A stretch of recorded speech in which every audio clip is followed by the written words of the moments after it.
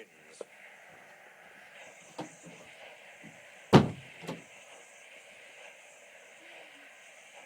More and more people travelled on the Fat Controller's Railway.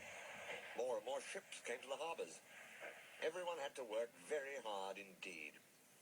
The trucks complained bitterly, but then trucks always do, and no one takes much notice. The coaches complained too. No sooner had they arrived with one train than they had to go out again with fresh passengers as another. We don't know whether we're coming or going, they protested. We feel quite distracted. No one can say, grumbled Henry, that we're afraid of hard work, but we draw the line at goods trains, finished Gordon. Dirty trucks, dirty sidings, ugh, put in James. What are you boiler-aching about? Asked Duck. I remember on the Great Western, that tin pot railway. Tin pot indeed. Let me tell you. Silence, ordered a well-known voice. Let me tell you that an engine for goods work will arrive from Scotland tomorrow. The news was received with acclamation.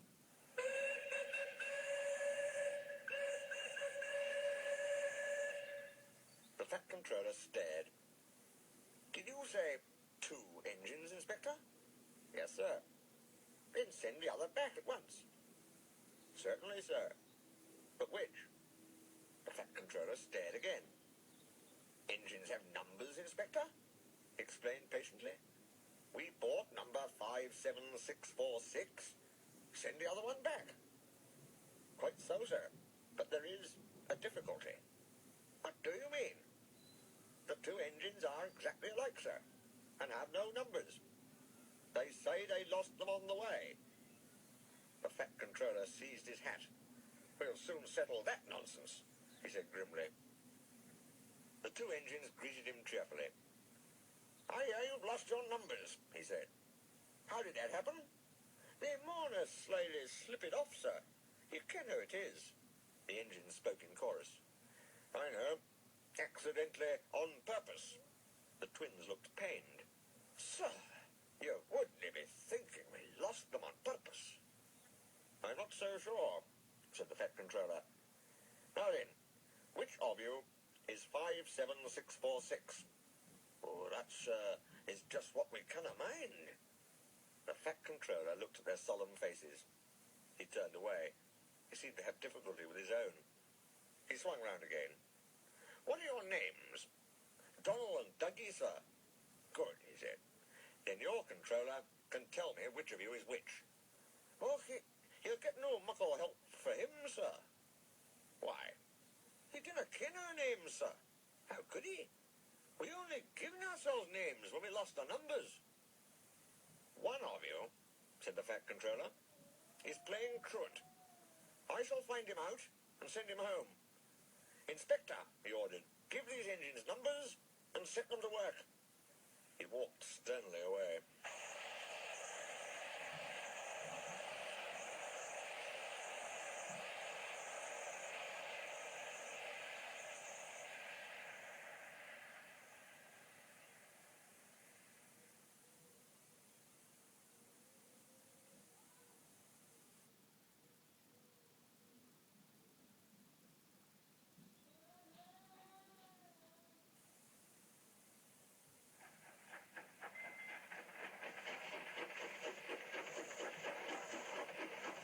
The missing coach.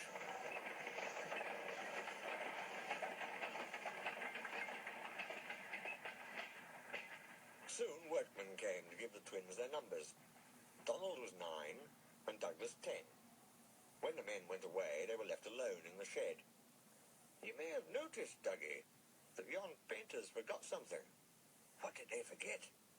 They painted braw new numbers on our tenders, but they put none on us. Donald winked broadly at his twin. You mean, grinned Douglas, that we can... Just that, chuckled Donald. Who'd you wished? Here's the inspector. No 9 and 10, smiled the inspector. Here's Duck. He'll show you round before you start work. The twins enjoyed themselves and were soon friends with Duck. They didn't mind what they did. They tackled goods trains and coaches easily. For once the twins had shunted them, trucks knew better than to try any tricks. We like it fine here, said Donald. That's good, smiled Duck. But take my tip. Watch out for Gordon, Henry and James. They're sure to try some nonsense. Get a fash yourself, chuckled Douglas. We'll soon settle them. Donald and Douglas had deep-toned whistles. They sound like buses, said Gordon. Or ships, sniggered Henry. Tugboat Annie, laughed Gordon. Ha, ha, ha. Donald and Douglas cruised quietly up, one on each side. You wouldn't be making fun of us, would you now? Asked Donald. Gordon and Henry jumped. They glanced nervously from side to side. No, said Gordon. No, certainly not, said Henry. That's fine, said Douglas. Now just mind the both of you, and keep it that way. That was the way Gordon and Henry kept it. Every day, punctually at 3:30, Gordon steams in with the express. It is called the Wild Nor'Wester, and is full of people from England, Wales and Scotland. There is also a special coach for passengers travelling to places on Thomas's branch line. When the other coaches are taken away empty, engines have to remember to shunt the special coach to the bay platform. It doesn't wait there long. Thomas, with Annie and Clarabelle, comes hurrying from the junction to fetch it. Thomas is very proud of his special coach. One afternoon, Douglas helped Duck in the yard, while Donald waited to take a goods train to the other end of the line. As Duck was busy arranging Donald's trucks, Douglas offered to take away Gordon's coaches. Douglas was enjoying himself when an awful thought struck him. I hope the fat controller doesn't find out I shouldn't be here. I couldn't abide going back. He worried so much over this that he forgot about Thomas's special coach. He pushed it with the others into the carriage siding, then ambled along to join Donald at the water column. As he went, Thomas scampered by, whistling cheerfully. Soon Thomas came fussing. Where's my coach? Coach? Asked Donald. What coach? My special coach that Gordon brings for me. It's gone. I must find it. He bustled away. Lost sakes, said Douglas. I'm on a stowed the special coach with the others.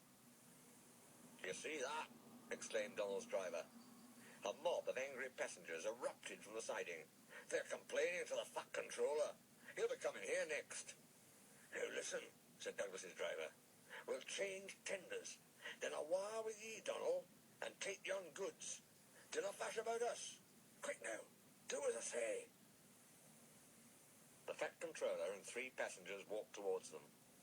But Donald, with Douglas's tender, number 10, was out and away with the goods before they came near. Douglas and his driver waited with innocent expressions. Ah, said the fat controller, number 9. And why have you not taken the goods? My tender is awire, sir. The driver showed him the tender, still uncoupled. I see. Some defect, no doubt. Tell me, why did number 10 leave so quickly? Maybe, sir, put in Douglas. He saw you coming and thought he was late. Said the fat controller. He turned to the passengers. Here, gentlemen, are the facts. Number 10 has been shunting the yard. Your coach disappeared. We investigate. Number 10 disappears too. You can draw your conclusions. Please accept my apologies. The matter will be investigated. Good afternoon, gentlemen. The fat controller watched them till they climbed the station ramp. His shoulders twitched. He wiped his eyes. Douglas wondered if he was crying. He wasn't. He swung round suddenly. Douglas, he rapped. Why are you masquerading with Donald's tender?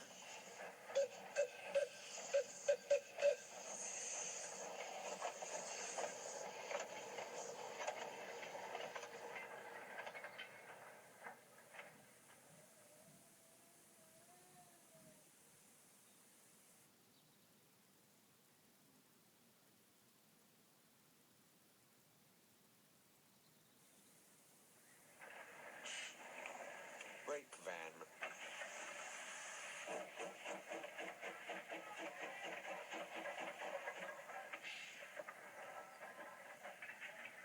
The fat controller scolded both engines severely. There must be no more tricks, he said. I shall be watching you both. I have to decide which of you is to stay. He strode away. The twins looked glum. Neither wanted to stay without the other. They said so. Then what's to do? Wondered Douglas. Oh, said Donald, each mun be as good as the other. Then he'll have to keep us both. Their plan was good, but they'd reckoned without a spiteful BREAKVAN. The van had taken a dislike to Douglas. Things always went wrong when he had to take it out. Then his trains were late, and he was blamed.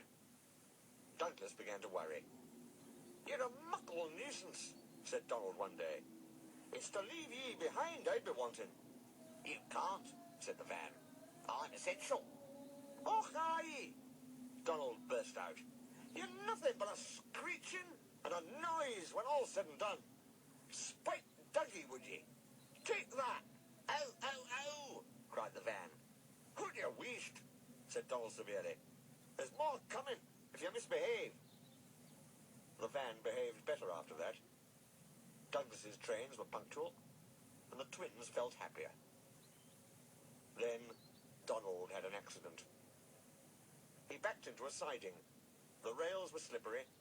He couldn't stop in time and crashed through the buffers into a signal box. One moment, the signalman was standing on the stairs. The next, he was sitting on the coal in Donald's tender. He was most annoyed. You clumsy great engine, he stormed. Now you must stay there. You've jammed my points.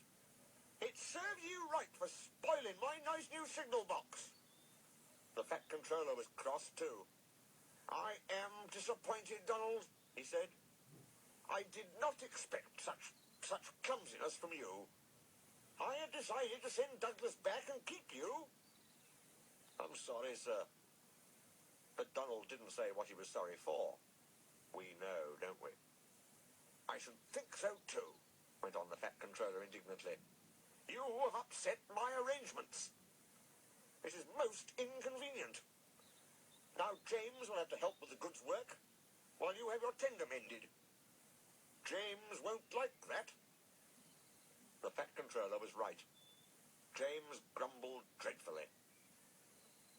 Anyone would think, said Douglas, that Donald had his accident on purpose.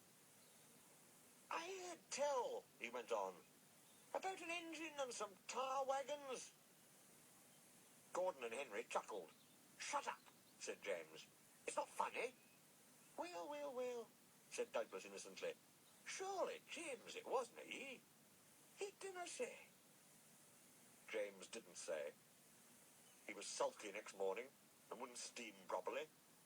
When at last he did start, he bumped the trucks hard. He's cross, sniggered the spiteful BREAKVAN. We'll try to make him crosser still. Hold back, whispered the van to the trucks. Hold back, giggled the trucks to each other. James did his best, but he was exhausted when they reached Edward Station. Luckily, Douglas was there. Help me up the hill, please, panted James. These trucks are playing tricks. We'll show 'em, said Douglas grimly. Come on, puffed James crossly. Get moving, you, puffed Douglas from behind. Slowly but surely, the snorting engines forced the unwilling trucks up the hill. But James was losing steam. I can't do it, he panted. Leave it to me, shouted Douglas. He pushed and he puffed so furiously that sparks leapt from his funnel. Groaned the van. I wish I'd never thought of this. It was squeezed between Douglas and the trucks. Go on, it screamed, but they took no notice. The guard was anxious. Go steady, he yelled to Douglas. The van's breaking. It was too late. The guard jumped as the van collapsed. He landed safely on the side of the line. I might have known it would be Douglas. I'm sorry, sir. Maybe I was clumsy, but I wouldn't have been beaten by yon tricksy van. I see, said the fat controller. Edward brought workmen to clear the mess. Douglas was grand, sir, he said. James had no steam left, but Douglas worked hard enough for 3. I heard him from my yard. 2 would have been enough, said the Fat Controller dryly. I want to be fair, Douglas, he went on. I admire your determination, but I don't know. I really don't know. He turned and walked thoughtfully away.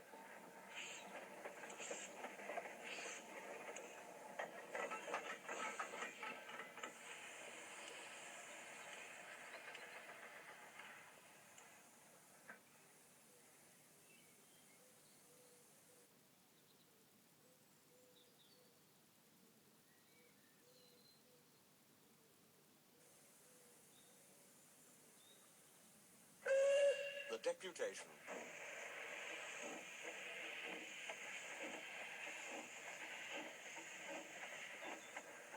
He'll send us a wire for sure, Donald. I'm thinking you're right there, Dougie. The luck's aye been against us. An engine dunna ken what to do for the best. Snow came early that year.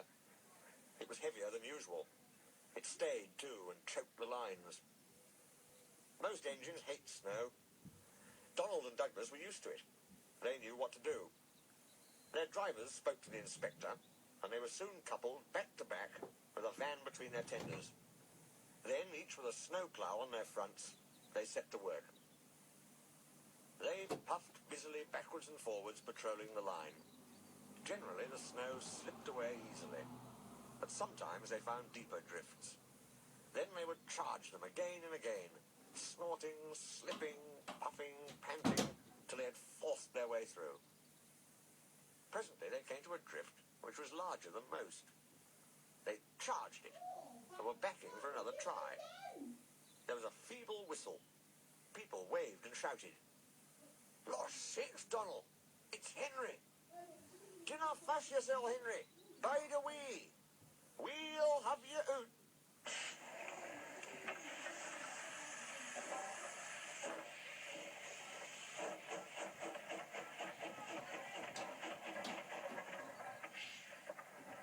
The Fat Controller was returning soon. The twins were glum. "He'll send us back for sure," they said.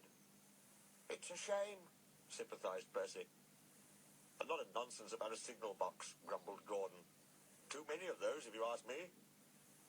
"That BREAKVAN, too," put in James. "Good riddance, that's what I say." "They were splendid in the snow," added Henry. "It isn't fair." They all agreed that something must be done, but none knew what. One day Percy talked to Edward about it. "What you need," said Edward, "is a deputation." He explained what that was. Percy ran back quickly. "Edward says we need a depot station," he told the others.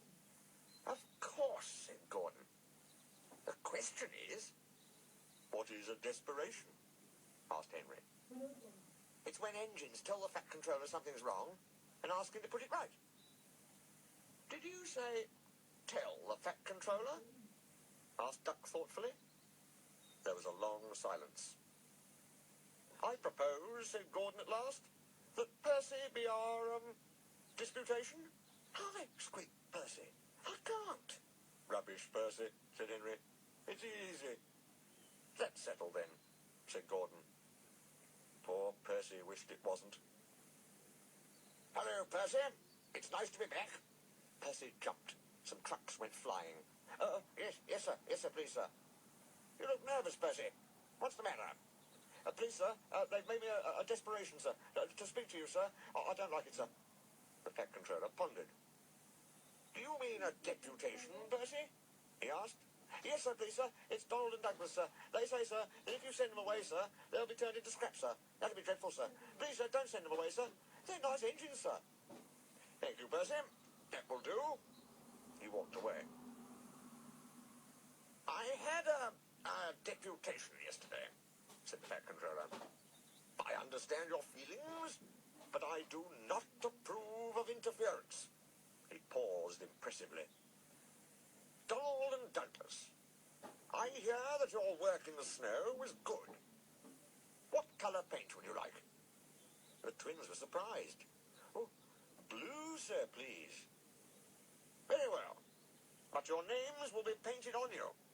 We'll have no more mistakes. Frankly, sir, does this mean that the both of us...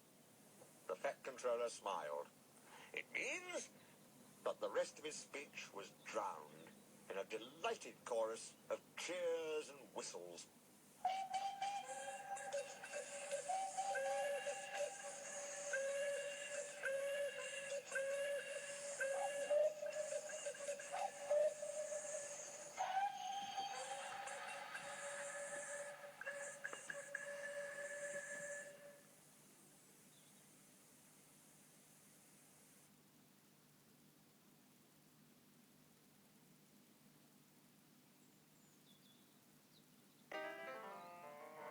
They call me Old Dot Hall, giving checkups is my trade. There's really nothing to it. You don't